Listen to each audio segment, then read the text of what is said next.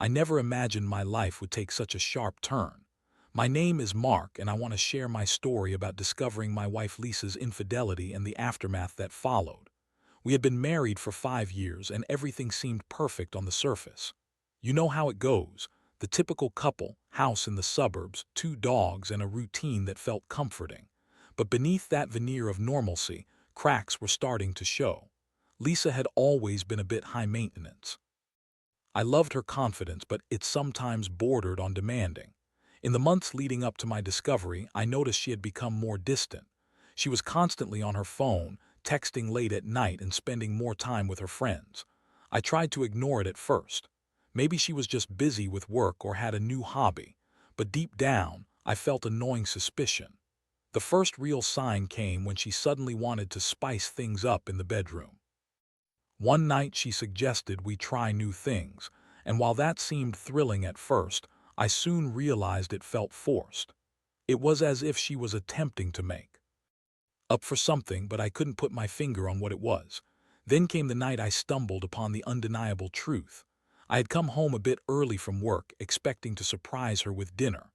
As I walked into our home, I heard muffled voices coming from the bedroom. At first, it didn't register. I thought maybe it was a friend or something. But as I got closer, I realized it was Lisa, and she wasn't alone. I stopped, my heart pounding in my chest as I listened. I could hear her laughter, that carefree laugh I always adored, but now it felt like daggers piercing my heart. I caught snippets of the conversation, something about being so bad and not getting caught. I didn't need to hear more. I was frozen, my mind racing as the reality of what I was hearing sank in. My wife, the woman I thought I knew, was cheating on me. As quietly as I could, I turned around and left the house, my throat dry and my stomach churning. I drove to a nearby parking lot, my hands gripping the steering wheel until my knuckles turned white.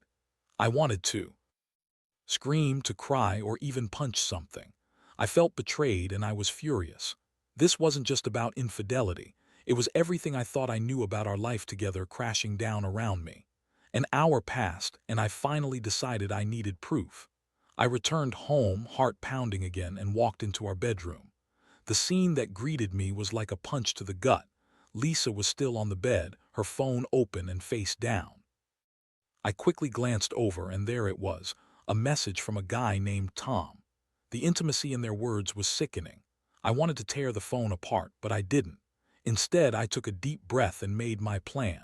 Confrontation was inevitable, but I knew I needed to gather all the evidence first. I couldn't just throw accusations without something concrete. So I devised a strategy. I'd become the husband who played it cool, at least until I had everything lined up. The next few days were torturous. I watched her move through our routine, completely unaware of the storm brewing inside me. Each innocent smile felt like a reminder of the betrayal, and every kiss turned my stomach. I spent sleepless nights gathering evidence. I hacked into her email, found more messages, and even discovered some photos that made my blood boil. It was all building up to that moment of confrontation. I didn't know how to prepare myself for what would come next. Would she confess? Would she lie? Or would it turn into a blame game? All I knew was that her world was about to change, just like mine had. I had a decision to make. I couldn't wait much longer. It was time to confront Lisa about her betrayal, and I had every intention of doing it on my terms. The day of the confrontation arrived, and I could feel the tension in the air thickening like fog. I had spent the morning pacing the apartment, rehearsing what I would say, how I would say it. My heart raced as I prepared myself mentally for the inevitable fallout. I needed to be calm and collected, even though I felt like a volcano ready to erupt. Lisa came home from work, her usual cheerful self, and I could almost hear the obliviousness in her voice as she greeted me.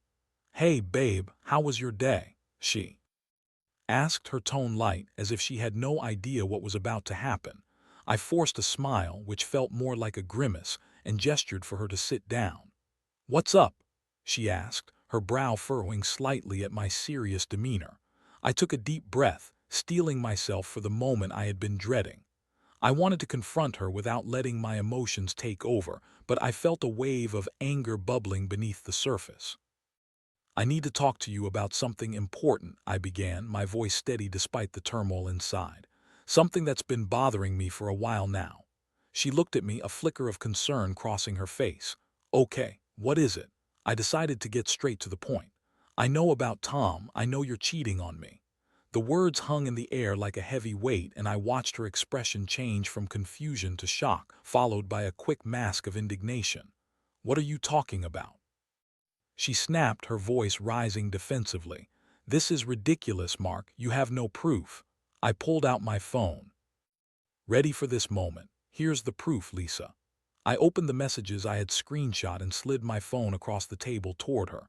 Her eyes darted between the screen and my face, the realization dawning on her. She looked like a deer caught in headlights. Those texts can be taken out of context. You're blowing this out of proportion. She stammered, her voice shaky now. I shook my head, feeling the anger surge within me. Out of context. You're talking about sneaking around with someone else. How is that out of context? That's exactly what it looks like. For a moment she was quiet, searching for a way to justify her actions. It was just a fling, it didn't mean anything, she said, her tone shifting to a defensive pout. You've been so boring lately, Mark. We don't have fun anymore. I couldn't believe what I was hearing. So, you thought cheating was the solution. Instead of talking to me about our issues, you just decided to throw away everything we built together. My voice was rising now, and I could feel the heat radiating from my body. You wouldn't understand, she said, crossing her arms as if to shield herself from my words. You're always so busy with work, I needed to feel desired. The anger morphed into something darker as her excuses washed over me. I had been working hard to provide for us, and I thought that mattered. So, you decided to find that desire in someone else. That's your answer. This is not just a fling, Lisa. This is a betrayal. Suddenly, her demeanor shifted again. The defensive facade cracked, and I saw a glimpse of vulnerability. She looked down, her voice softer. I didn't want to hurt you. I thought I could make it work without you finding out. I wanted to scream, to let all my pent-up rage explode, but I held back. Part of me wanted her to realize the gravity of what she had done. I wanted her to feel the pain I was feeling. You've hurt me more than you can imagine, Lisa, I said, my voice trembling. This isn't just about sex, it's about trust, loyalty, everything we promised to each other. She looked up, and I saw tears welling in her eyes. I'm sorry, Mark. I messed up. I thought it was just a way to escape. I didn't think it would hurt you this much. At that moment, I felt a strange mix of emotions: anger, sadness, betrayal. I realized I was at a crossroads.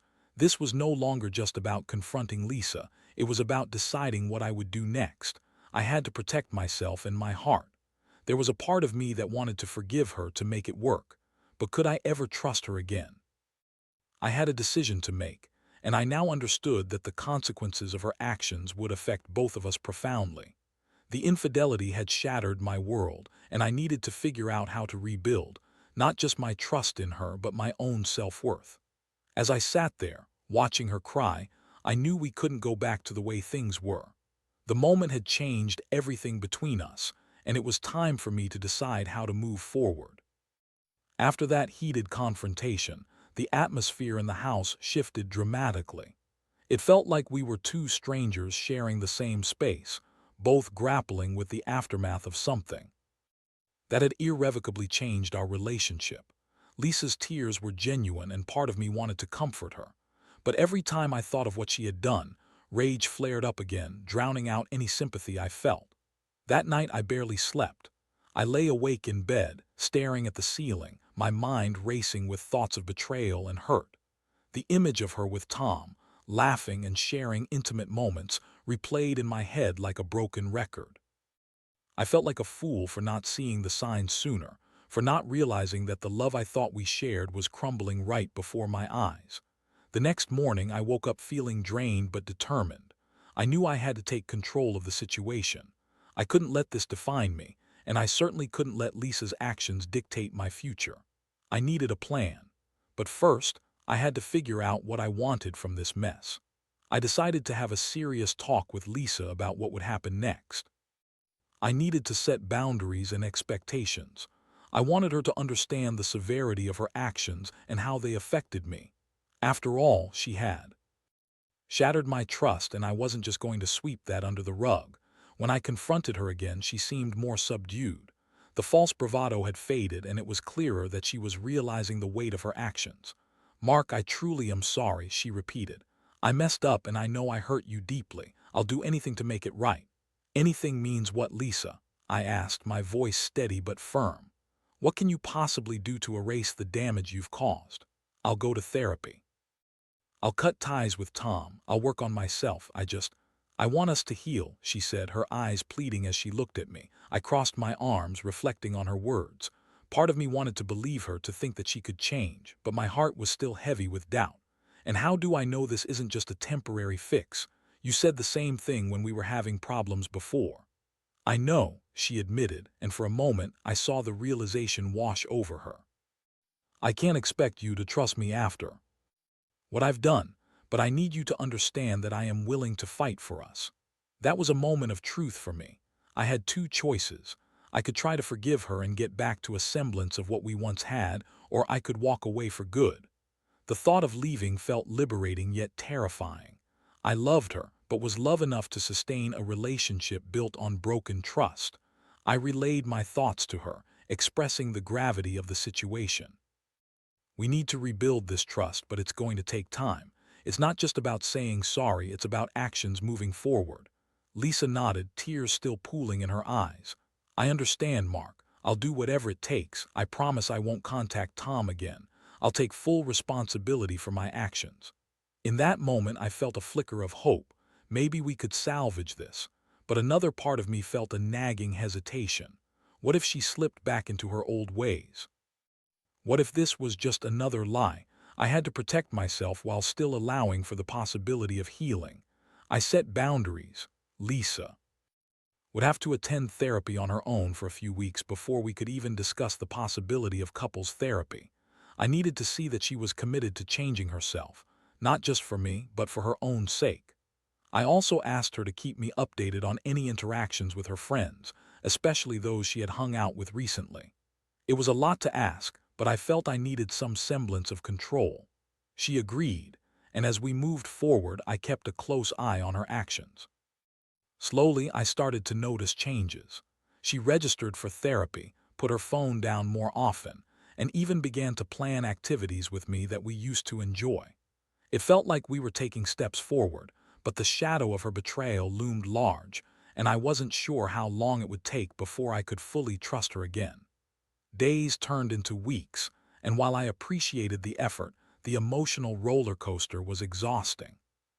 I had my good days where I felt optimistic and hopeful, and then there were days when the anger and sadness would hit me like a freight train, often when I least expected it. I didn't want to become a bitter person, but each reminder of her betrayal chipped away at my resolve. During this time, I started leaning on my friends for support. I shared the situation with a couple of my closest buddies who were shocked but also understanding. They offered their perspectives, and their encouragement helped me navigate my feelings. I needed that sense of camaraderie as I tried to piece my life back together. In the midst of all this, I realized I wasn't just healing from Lisa's betrayal. I was also learning a lot about myself. I had always defined myself through my relationships, often at the expense of my own needs. Now, as I took steps to reclaim my identity, I began to accept that I had to prioritize my own happiness. The question remained, could I ever fully forgive Lisa? And could we rebuild our marriage stronger than before? I didn't have those answers yet, but the journey had just begun. Each day felt like a new chapter, one where I was learning to navigate the complexities of love, trust, and ultimately, my own self-worth.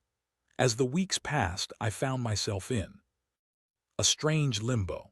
Lisa was putting in the effort, going to therapy, checking in with me more frequently, and even showing genuine remorse for her actions. Yet I often felt like I was walking on eggshells. The emotional scars from her betrayal were still fresh, and although I wanted to believe that we could rebuild what we once had, I was haunted by doubts. One evening, after a particularly long day at work, I decided to unwind with a few drinks. I poured myself a glass of whiskey and settled onto the couch, letting the warmth of the alcohol wash over me. As I sipped, I thought about Lisa and the progress she had made. I wanted to support her, but every time I thought I was getting closer to forgiveness, a memory of her betrayal would surface, dragging me back into a dark place. I noticed Lisa was more attentive than usual, asking questions about my day and trying to initiate conversations that felt meaningful. But there was something off about her demeanor. It was like she was trying too hard to make up for her past mistakes. One night, as we sat down for dinner, I could sense her anxiety. "Are you okay?" I asked, trying to gauge her mood. "Yeah, just, being better," she replied, but I could see the tension in her shoulders. I decided to push for more honesty. "It's okay to feel anxious. I know this is a hard time for both of us." She took a deep breath, and I could tell she was about to open up. "I just worry that you'll never forgive me. I want us to be happy again, but I fear that I've ruined everything." Her vulnerability hit me hard. I could see how genuine her fear was, and it stirred something within me. I wanted to tell her that I was willing to try, but I also needed to be honest about my own feelings. I want to believe that we can move forward, but it's hard. I'm still processing everything, and there are days where I feel overwhelmed by anger and sadness. "I understand," she said softly. "I just need you to know how sorry I am. I'll do anything to make this work." A part of me wanted to give her a chance, to let go of the past and take that leap of faith, but my mind was still clouded by the memories of her betrayal. I realized I had to confront those emotions head-on. If I wanted to heal, I couldn't just brush them aside. The following week, Lisa invited me to join her at one of her therapy sessions.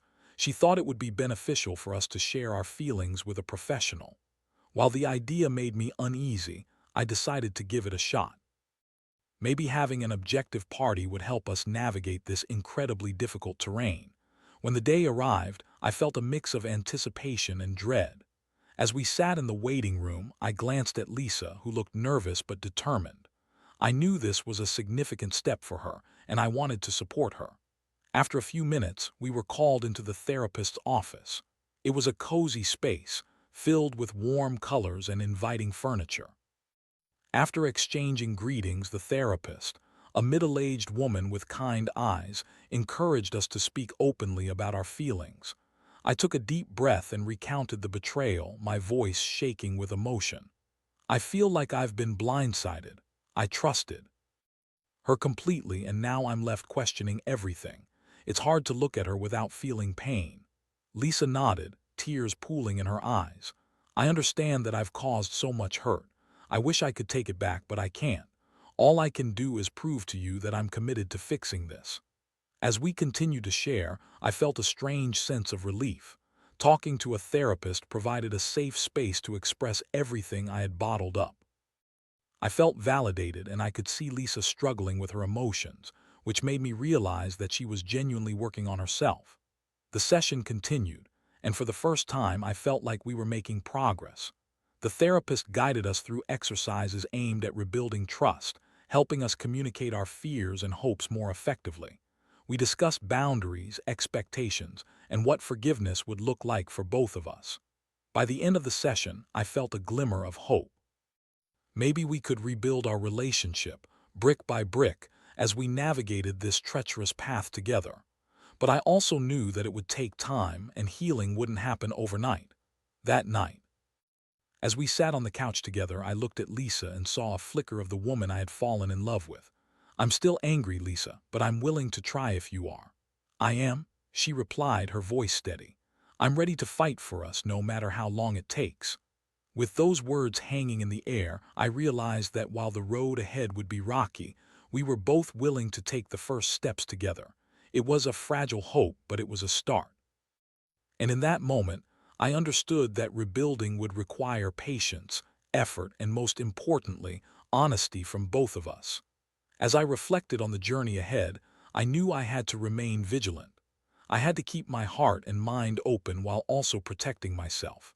Trust would need to be earned again, and I was prepared to stand my ground and voice my needs. This was not just about Lisa. It was about me reclaiming my life, finding my strength, and learning to forgive, not just her, but also myself for allowing the situation to unfold. The path ahead was still uncertain, but I was ready to navigate it together, one step at a time. As the weeks turned into months, Lisa and I continued our journey of rebuilding our relationship. We both attended therapy sessions separately and together, each session peeling back layers of hurt and misunderstanding. I started to recognize not only the effort she was making, but also the complexities of our relationship that had been overlooked in the past. Lisa was committed. There was no doubt about that. She no longer hid her phone, and I noticed she was more transparent about her actions. She frequently reassured me that Tom was out of her life for good. She even took the initiative to disconnect from friends who had enabled her behavior. Yet, as much as I wanted to believe in our progress, there were still moments when old wounds would flare up, and I would question everything. One evening, I was scrolling through social media, my mind drifting as I absent-mindedly tapped on various posts. Suddenly, I came across a photo of Lisa with some friends at a bar, all smiles and laughter. The caption read, "Girls' Night Out." While I knew she was out, I suddenly felt a wave of unease rush over me. It wasn't that I didn't trust her, it was the lingering insecurity that came from betrayal. Could I trust her to be out with friends without succumbing to temptation? My heart raced as I put my phone down. I had to remind myself of the progress we had made. She had been working hard on herself and our relationship. Still, I couldn't shake the feeling of dread. I decided to talk to her about it, even though my heart was pounding at the thought of being vulnerable. When she came home that evening, the excitement of the night still radiated from her. She was clearly in high spirits, but I could see a flicker of concern in her eyes when she noticed my solemn expression. "Hey, what's wrong?" she asked, the brightness in her voice dimming slightly. "I saw your post about girls' night," I replied, trying to keep my voice steady. "I'm glad you had fun, but honestly I felt a bit uneasy. I know it's irrational, but I can't help but worry." She took a deep breath and sat beside me. "I understand. It's not irrational at all, especially after everything that's happened. I'm really sorry for putting you in this position. I'm still learning how to navigate this. I want you to have fun with your friends, but I also need to know that you're committed to us," I explained, feeling the vulnerability of my words. When I see things like that, it reminds me of the hurt, and it just makes me question everything. "I promise you that I'm committed," she said earnestly, placing her hand on mine. "I know it's going to take time for you to feel completely secure again, but I will do everything in my power to earn that trust back. I don't want to lose you, Mark." Her sincerity made my heart ache. I could see the effort she was putting into our relationship, and I wanted to believe that we were on the right path. Still, I needed to set boundaries for myself moving forward.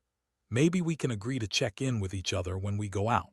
Just a quick text to let the other person know we're safe," I suggested, hoping to alleviate some of my anxiety. She nodded enthusiastically. "Absolutely, I'd be happy to do that. It's a great idea. I want to make sure you feel comfortable while I'm out." As we talked through our feelings, I felt a sense of relief. The communication between us had improved tremendously, and being open about my insecurities felt like a step in the right direction. However, despite the positive moments, doubts still invaded my mind. One night after a therapy session, I found myself reflecting on our journey and the uphill battle we faced. Even with Lisa's dedication, I struggled to shake the feeling that I was still carrying the burden of her betrayal. I decided to write down my feelings as a way to process everything. I grabbed my journal and began to pour my heart out. I wrote about my anger, my sadness, and the confusion that lingered like a dense fog. I wrote about the moments that made me doubt her commitment and the moments where I felt genuine hope. It was cathartic, and for the first time I felt a sense of clarity. That night I shared my journal with Lisa, allowing her to read my reflections. I wanted her to understand the depth of my struggle, even as I navigated the process of forgiveness. When she finished reading, her eyes brimmed with tears. "Mark, I had no idea you felt this way. I'm so sorry for what I've put you through. I can't change the past, but I can promise to be better moving forward." Her response touched me deeply, and I realized that while the path ahead was still uncertain, we were both committed to doing the hard work necessary to rebuild our relationship. For the first time in a long while, I felt a spark of hope ignite within me. As time went on, the check-ins became a routine part of our lives. Each text became a reminder of our commitment to each other, and I found myself gaining confidence in our relationship. I started to see glimpses of the partnership we had once shared, the laughter, the intimacy, and the connection that had brought us together in the first place. However, just when I thought we were on solid ground, life threw us another curveball. One afternoon, I received a message from an unknown number while at work. When I opened it, my heart dropped. It was a message from Tom. "Hey, Mark, I didn't mean to reach out, but I need to tell you something about Lisa. We need to talk." My stomach twisted into knots. In that moment, I felt the ground beneath me shift once again. I had just started to believe in our progress, and now it felt like the entire foundation of our rebuilding was in jeopardy. The specter of doubt loomed large again, and I knew I had to confront this new challenge head-on. What could Tom possibly want? And why now, when we were finally making strides? I felt fury rise within me, but with it came the determination to face whatever was coming my way. I had to protect myself, and I knew it was time to confront this head-on. My heart raced at the thought of what was to come, but I was ready to stand my ground. The message from Tom hung over me like a dark cloud. I felt a rush of emotions, anger, confusion, and a gnawing sense of betrayal. I had just started to believe that Lisa and I could salvage our relationship, and now this. I couldn't ignore it, I had to confront it head-on. I took a deep breath, decided to call him. The phone rang only once before he picked up. "Mark," he said, his tone casual as if we were old friends. "Thanks for answering. What do you want?" I replied, trying to keep my voice steady, but I could hear the edge of anger creeping in. "I need to tell you something about Lisa," he said, his voice dripping with a mix of smugness and sincerity. "I think you deserve to know what's really going on." I felt my heart racing as panic set in. "What are you talking about?" "Look, I know you think she's all in with you now, but she reached out to me again. We've been talking." My gut twisted. This was not what I wanted to hear. Talking about what? "She misses the thrill, man. She said she doesn't know if she can handle being with someone who's so predictable. She craves excitement," he said, and I could hear the satisfaction in his voice. I felt the heat rise to my face. "You're lying. She told me you were out of her life for good." He chuckled, and it felt like a punch to the gut. "I didn't say she wouldn't want to talk to me again. You can't expect her to change overnight. I thought you should know before you get too deep into this." I was furious. I hung up the phone and paced around my apartment, my thoughts racing. I needed to confront Lisa about this immediately. I couldn't let myself be blindsided again. I called her, my voice taut with emotion. "We need to talk, now." When she got home, she could sense the tension in the air. "What's wrong?" she asked, her face pale as she stepped inside. "Tom reached out to me," I said, my voice steady but laden with anger. "He told me you've been talking to him again." Lisa's expression shifted from confusion to panic. "What? No, I haven't talked to him since the first time you caught me, I swear." "Really? Because he told me you missed the thrill and that you reached out to him." I stepped closer, searching her eyes for the truth. "Is that true?" "Mark, please listen," she pleaded, tears forming. "I cut ties with him. I'm committed to us. I would never want to go back to that. He's just trying to stir trouble between us." "Is that all it is?" I pressed, feeling my heart beat faster. "You really expect me to believe he's just playing games?" "I know it sounds bad, but I promise you I'm done with him. I've been working hard to fix what I broke between us. I'm not going back to that life." Her voice was desperate, and I could see the sincerity in her eyes. I took a step back, torn between anger and the flicker of hope that remained. But doubt still lingered in my mind. I needed to see this for myself. "I need you to prove it, Lisa. I need you to show me that you're committed to us." "I'll do anything," she declared, her voice filled with determination. "I'll cut off all contact. I'll block him. I'll even show you my phone history if it helps. Just please don't give up on me now." I could see how much this meant to her, but I was still on edge. "It's not just about cutting ties. It's about showing me you're serious about rebuilding this. No more secrets, no more lies. We're starting over, but it has to be on my terms." She nodded, and I could sense her genuine remorse. "I understand.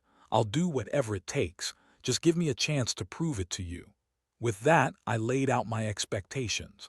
I wanted her to be more transparent about her friendships and to commit to regular check-ins. I also encouraged her to continue her individual therapy, emphasizing that personal growth was essential for our relationship to survive. As we navigated through this discussion, I felt a cautious optimism taking root. I didn't want to plunge headfirst into blind trust again, but maybe we could find a way to move forward together. In the following weeks, Lisa was true to her word. She cut off all communication with Tom and shared her therapy journey with me, inviting me to understand her struggles and progress. While I still had my doubts, I was determined to give her the opportunity to prove herself. Slowly, I began to notice subtle changes in our relationship. We started to reconnect in ways we hadn't before, sharing laughter and intimacy that had felt lost. There were still hard days, moments of doubt when I would catch myself spiraling back into insecurity, but each time Lisa was there, ready to reassure me. I learned to embrace vulnerability, both in myself and in our relationship.